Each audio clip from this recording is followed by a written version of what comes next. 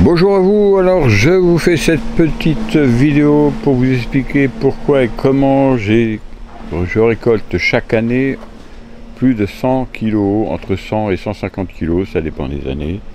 Et là, la récolte est démarrée. Alors je vais vous expliquer pourquoi cette réussite, pourquoi ça marche comme ça, regardez. La première tomate, nous sommes aujourd'hui le 14 juin, et la première tomate. Et il y en a d'autres qui suivent, on voit derrière, il y en a une qui commence à mûrir. Et puis sur ce pied-là, pareil, ça commence. On va pouvoir maintenant manger les tomates correctement. Alors pourquoi Parce que je continue à les tailler. Alors ça pousse tout le temps, les tomates, il faut passer au moins 2 ou 3 fois à la semaine. Il y a toujours des petits gourmands qui partent ici à l'aisselle des feuilles. Il faut toujours les enlever comme ça. Ça c'est la première des choses à faire. Et sinon, j'ai vu beaucoup de gens qui se décourageaient parce qu'ils laissaient les tomates pendant 15 jours, alors 15 jours après c'est la folie, c'est la folie. Donc même une semaine déjà ça commence à faire beaucoup. Là vous voyez les tomates, elles arrivent il y en a une qui est presque plus grande que moi, donc quand même pas, j'exagère, mais elle est à 1,60 m bien tassée, vous voyez, et puis elles vont arriver en haut à la fin du mois, ça c'est clair. Alors des tomates il y en a partout, il y en a encore une là, vous voyez, qui est très mûre aussi, elle est super mûre. Donc il n'y a plus qu'à les cueillir. Donc la première étape, c'est de les tailler en permanence. Là vous voyez, il y a encore un gourmand ici qu'il faut enlever, donc on l'enlève. Alors il y a 12 pieds de tomates ici, et la récolte va être somptueuse, ça continue comme ça, parce qu'on arrive maintenant au 5e bouquet, bien tassé. Donc ça va vraiment produire, donc c'est que du bonheur, c'est vraiment du bonheur. Alors la deuxième chose à faire qui est très importante aussi, c'est évidemment l'engrais. Alors moi je vous le répète parce qu'évidemment je l'ai déjà dit, mais l'engrais liquide c'est fantastique, vous voyez le résultat. Là donc nous sommes le 14 juin, j'ai un mois d'avance par exemple sur mes anciens jardins, c'est vraiment extraordinaire. Donc c'est parti pour cette récolte fantastique. Et là, on va regarder après les pieds de tomates cœur de bœuf. Mais vous voyez que pour la fournaise qui est ici, donc si vous voulez la tomate précoce, prenez de la fournaise. J'ai testé la Montfavet, qui est pas mal non plus. Et je suis en train de tester une autre variété.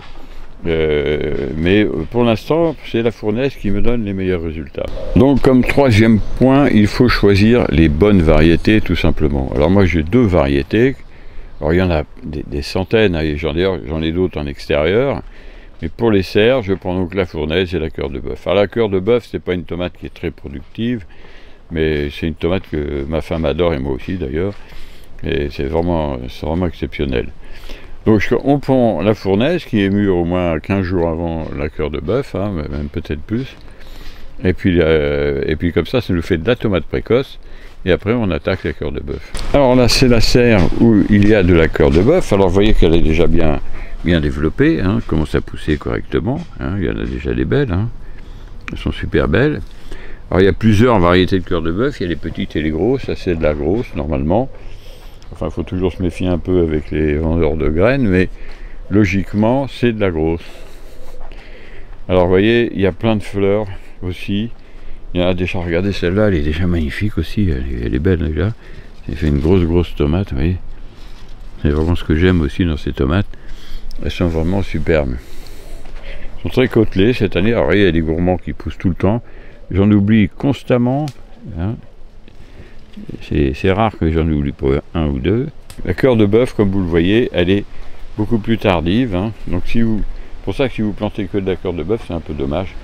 Parce qu'en fait, vous perdez du temps. Alors au passage, un petit coup d'œil sur les melons. Vous voyez qu'ils commencent à pousser. Ça commence à faire des petits melons. C'est parti, je vais avoir une dizaine de melons maintenant. Ça commence au 14 juin, donc c'est pas mal. Donc vous voyez, donc on va maintenant parler du 5e point.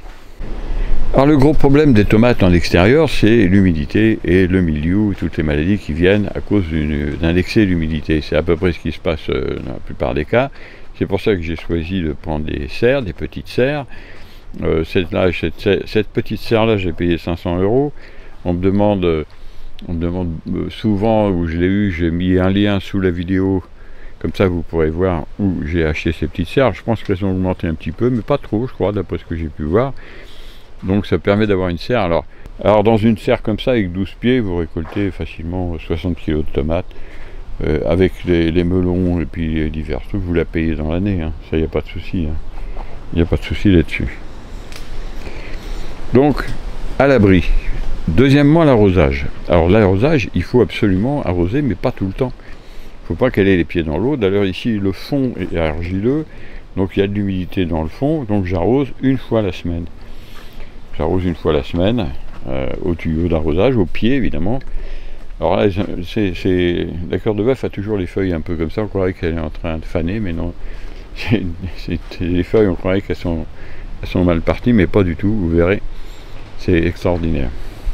L'autre conseil très important, c'est qu'il ne faut pas qu'il y ait l'humidité dans la serre. Vous voyez là les parois sont complètement sèches. Hein. Là, j'ai refermé ici la porte du fond parce que il est 19h.